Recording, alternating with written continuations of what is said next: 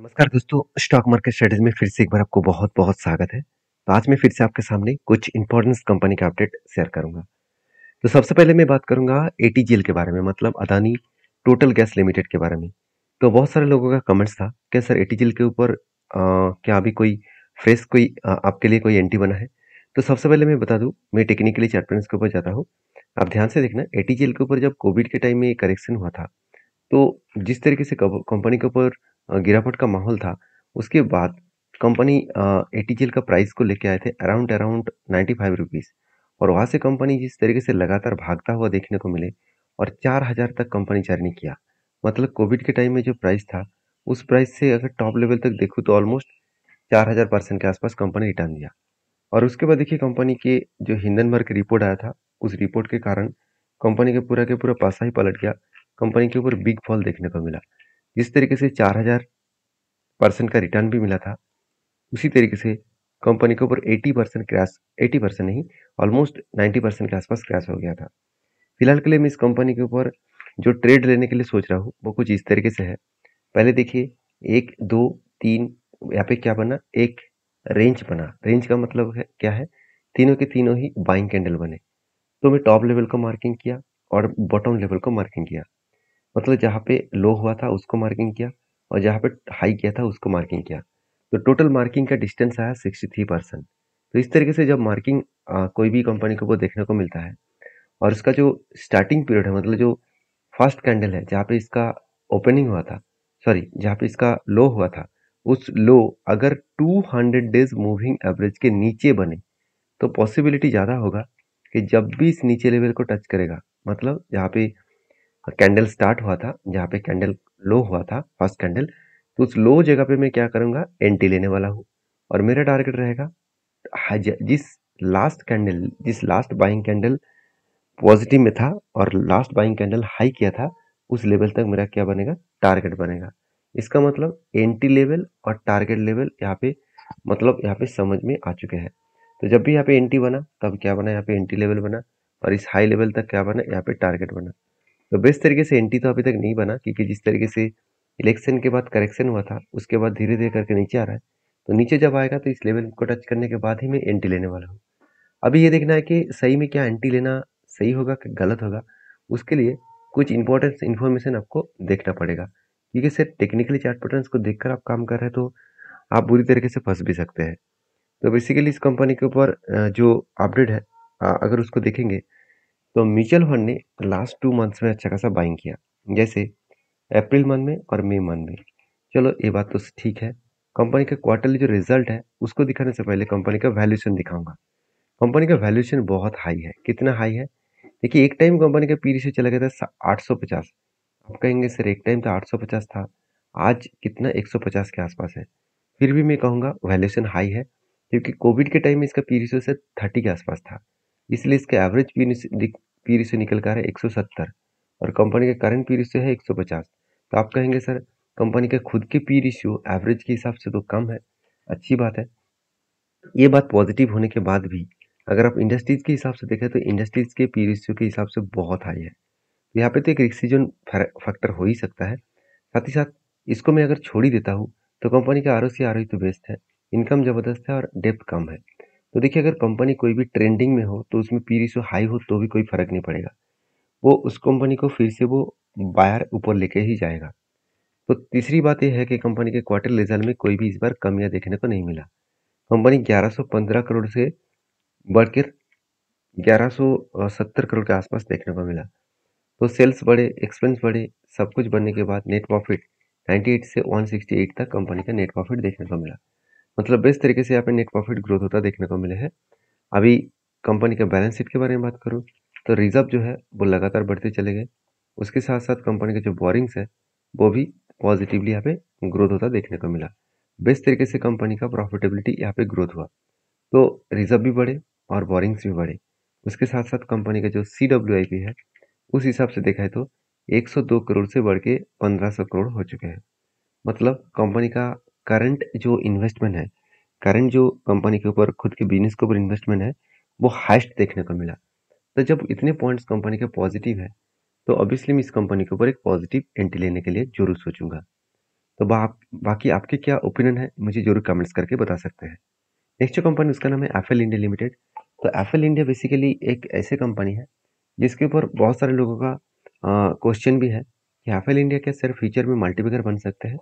इसके ऊपर एक डिटेल्स वीडियो मैं आपके साथ शेयर किया हूँ, उस वीडियो को जाकर देख सकते हैं। आज मैं as a swing trading basis में, शॉर्ट टर्म बेसिस में इस कंपनी के ऊपर क्या करने वाला हूँ उसके ऊपर बातचीत करूंगा। सबसे पहले मैं इस कंपनी के एक बार चार्ट पैटर्न को ओपन कर लेता हूँ। अगर इस चार्ट पैटर्न को देखा जाए तो पहले कंपनी के ऊपर एक पैटर्न क्रिएट हुआ। क्या बना? एक शोल्डर क्रिएट हुआ, उसके बाद एक बिग हेड बना, उसके बाद एक शोल्डर बटन बनने जा रहा है। तो पैटर्न्स हमेशा आपको एक क्लियर कट विजन देता है कि वो कौन सा दिशा में जाने वाला है। तो जो लोग मुझे कमेंट किया था कि सर कंपनी इतना लंबा सा जर्नी किया, अगर जर्नी के बारे में बात करूँ तो कोविड से पहले स्टार्ट हुआ और कोविड के बाद थोड़ा सा ऊपर जाने के बाद बिग क्रैश हो गया था और जिस लेवल में उसका मतलब ओपनिंग हुआ था उसी लेवल में आ गया था। उसके बाद देखिए किस तरीके से बाउंस बैक किए और कंपनी बहुत दिनों तक एक ही रेंज के ऊपर काम कर रहा है। तो जब भी कोई कंपनी का मतलब फाइनेंशियल बिजनेस सब कुछ ठीक ठाक है और कंपनी एक लंबा जर्नी करने के बाद एक होल्डिंग कर रहा है, तो सोचना उस हाई लेवल को अगर ब्रेक करे तो एक बिग जर्नी देखने को मिलेगा। क्योंकि हिस्ट्री इसी तरीके से रिपीट हुआ है, क्योंकि इस लेवल को जब भी ब्रेक किया था, इतना बड़ा क्रैश होने के बाद जब भी इस लेवल को ब्रेक किया तो एक बिग जर्नी देखने को मिला। तो मुझे लगता है पॉजिटिवली अच्छा खासा ग्रोथ हुआ, उसी ग्रोथ के बेसिस में कंपनी आगे बढ़ सकते हैं। तो फिलहाल के लिए मैं इस कंपनी के ऊपर जो करेक्शन हो रहा था तब मैंने आपको बताया कि स्ट्रांगली यहाँ पे 1000 जो 15 रुपीज़ है, ये जो लेवल है, ये लेवल स्ट्रांगली एक सपोर्ट है। इस सपोर्ट लेवल को देखिए क्यों सपोर्ट बोला, क्योंकि यहाँ से कंपनी रिटेस्ट करने के बाद ही बिग जर्नी दिखाया। मतलब यही सपोर्ट लेवल को टच करके फिर से जर्नी दिखाएगा और उसी तरीके से सिचुएशन भी बना था। तो बेसिकली सब कुछ एक पॉजिटिवली यहाँ पे मोमेंटम एंड ग्रोथेबल देखने को मिले। बाकी इस कंपनी के ऊपर जो फाइनेंशियल अपडेट है उसको दिखाने से पहले कंपनी के कुछ कैपेक्स के बारे में चर्चा कर लेते हैं। देखिए इस कंपनी का गुड पॉइंट्स यही है कि कंपनी लास्ट 5 to 6 ईयर्स में कैपेक्स को एक अलग पर करंट ईयर में कैपेक्स है 115 करोड़ के आसपास और कंपनी के जो पिछले सालों के कैपेक्स था 92 करोड़ के आसपास। और इसी तरीके से कंपनी कंटिन्यूसली खुद के कैपेक्स को यहाँ पे क्या किया, मेंटेन्स किए, अच्छा खासा कैपेक्स को ग्रोथ किया। और कंपनी ऑब्वियसली ये भी बताया जा रहा है कि कंपनी ऑलमोस्ट डेट फ्री है। डेट इस कंपनी के ऊपर ना के बराबर है, क्योंकि पहले 0.18% के आसपास हुआ करता था, आज वो घट के 0.07 के आसपास हो चुके हैं। मतलब डेट को एकदम जीरो कर चुके हैं। आरओसी और आरओई दोनों ही अगर देखें तो 17% के आसपास एवरेजली आपको देखने को मिलेगा। बेस्ट तरीके से सिचुएशन यहाँ पे देखने को मिले। अभी नेट प्रॉफिट मार्जिन के बारे में बात करूँ तो प्रॉफिट मार्जिन भी बहुत शानदार तरीके से यहाँ पे ग्रोथ हुआ। तो मुझे लगता है जो सिचुएशन बना है उस सिचुएशन के बेसिस में कंपनी के ऊपर एक पॉजिटिवली जर्नी यहाँ पे देखने को मिल सकता है। तो बाकी मैं तो पॉजिटिव हूँ, मैं तो बुलिश हूँ, आपके क्या राय है जरूर कमेंट्स करना। नेक्स्ट जो कंपनी उसका नाम है Aditya Birla fashion and retail limited. तो मुझे बहुत दिनों से कमेंट्स किया जा रहा था कि सर आपने जो एंट्री लिया था क्या वो टारगेट अचीव हो चुके हैं। चलो उसी के बारे में चर्चा करूंगा। तो चर्चा करने से पहले कंपनी के ऊपर मैंने क्यों टेल लिया था वो मैं आपको सबसे पहले दिखाऊंगा। मैंने टेल लेने का जो मकसद था वो कंपनी का क्वार्टर रिजल्ट के बेसिस में, क्योंकि अगर मैं इस कंपनी का परफॉर्मेंस को देखूँ तो आर में कुछ खास ग्रोथ नहीं दिखा था। हाँ, ऑब्वियसली मेरा स्विंग ट्रेडिंग बेसिस में ट्रेड था, इसलिए मैंने ट्रेड को कंटिन्यू किया। मेरे पास कोई भी होल्डिंग इस कंपनी के ऊपर आज तक कभी नहीं हुआ, क्योंकि कंपनी का परफॉर्मेंस उतना खास देखने को नहीं मिला। कर्जा ज़्यादा है, फिर भी मुझे क्वार्टर रिजल्ट अच्छा लगा क्योंकि सेल्स कंटिन्यूसली ग्रोथ हुआ। एक्सपेंस को कंपनी मिटाने के बाद कंपनी का नेट प्रॉफिट आप देख सकते हैं, नेट प्रॉफिट एक्चुअली कंपनी का नेट प्रॉफिट लॉसेस में है। तो कंपनी का वो जब पोजीशन बना था, आप मैं एक बार आपको दिखाई देता हूँ। चलो एक बार चार्ट को ओपन कर लेता हूँ। देखिए कंपनी के ऊपर जब पैटर्न्स बना था, कुछ यहाँ पे कप विथ हैंड पैटर्न्स बना और फाइनली ब्रेकआउट हुआ और उसके बाद देखिए धीरे धीरे करके ऊपर जा रहा है। तो जब ब्रेकआउट हुआ तो उस टाइम पीरियड कौन सा था? अप्रैल 26, तो सॉरी 2024 अप्रैल 1 में और 26 तारीख को ब्रेकआउट हुआ था। अगर मैं उस टाइम पीरियड के बारे में बात करूं तो ध्यान से देखना, जो कंपनी का पिछली बार का जो क्वार्टर रिजल्ट आया था वो लॉसेस जो हुआ था वो कम हुआ था और इस बार थोड़ा सा ज़्यादा लॉसेस हुआ। कोई बात नहीं, कंपनी के साल भर के डेटा देखा जाए तो कंपनी के साल भर में प्रॉफिट डाउन हुआ। तो कंपनी के जो बेस्ट पॉइंट मुझे लगा वो है कंपनी के रिजर्व। तो रिजर्व देखिए 655 करोड़ से 3000 करोड़ बना और 1700 करोड़ की बोरिंग्स को बढ़ाकर 9400 करोड़ तक पहुंच चुका है। सबसे इंपॉर्टेंट पॉइंट है कंपनी का फिक्स्ड एसेट जो 2500 करोड़ था वो 11,000 करोड़ पहुंच चुके हैं। तो एक कुछ गुड पॉइंट्स है जिस कारण की वजह से मैंने एक रिक्सी ट्रेड ऑब्वियसली रिक्सी ट्रेड लिया। मैंने जब ट्रेड लिया था आपको मैं बार बार रिक्वेस्ट किया था कि इस तरीके से ट्रेड मत लेना, आप बुरी तरीके से फंस सकते हैं। तो यहाँ पे मेरा जो क्वांटिटी था वो एकदम छोटा मोटा क्वांटिटी था।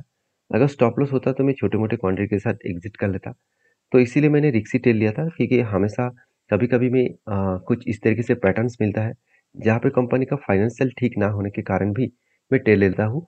ऑब्वियसली जहाँ पे मैं छोटे मोटे क्वांटिटी के साथ मान के चलिए दूसरे कंपनी के ऊपर अगर मैं दो मतलब 100 क्वांटिटी के ऊपर काम करूंगा तो इस तरीके से कंपनी के ऊपर जब भी रिक्सी ट्रेड लूंगा वहाँ पे मैं 30 से लेकर 30 क्वांटिटी के साथ ही काम करूंगा। सिर्फ यही बिल्ड करने के लिए कि कभी कभी लॉस मेकिंग कंपनी के ऊपर भी प्रॉफिट मिलता है कि नहीं मिलता है वो देखने के लिए। तो आपकी क्या ओपिनियन है इस कंपनी के ऊपर जरूर कमेंट्स करना क्योंकि कंपनी लॉस मेकिंग है तो जरूर कहूंगा जब प्रॉफिट होगा तो मैं टारगेट अचीव जरूर करूंगा, मतलब टारगेट को बुक करूंगा। तो जो टारगेट निकल कर है 29%। तो फिलहाल के लिए मैं नेक्स्ट एंट्री लेने से पहले एक बार डीपली रिसर्च करूंगा उसके बाद काम करूंगा। तो आपकी क्या राय है जरूर कमेंट्स करना। नेक्स्ट जो कंपनी उसका नाम है प्रीमियर एक्सप्लोजिव लिमिटेड। तो प्रीमियर एक्सप्लोजिव लिमिटेड 4,000 करोड़ की कंपनी और 4,000 का करंट प्राइस चला है और कंपनी के ऊपर धमाका परफॉर्मेंस हुआ। एक साल पहले 430 था, आज करीबन 4,000 के ऊपर था। 430 से 4,000 ऊपर के मतलब कंपनी 10 टाइम्स कंपनी रिटर्न दे चुकी है। और इसी के कारण कंपनी के बोर्ड ने एक बहुत बड़ा अनाउंसमेंट किया, वो है स्प्लिट का। कंपनी हर एक के बदले 5 शेयर यहाँ पे देने वाले हैं। तो जो लोग स्प्लिट पाना चाहते हैं इस कंपनी के ऊपर डीपली रिसर्च करें उसके बाद काम करें। तो मिलते हैं नेक्स्ट वीडियो में, तब तक के लिए धन्यवाद।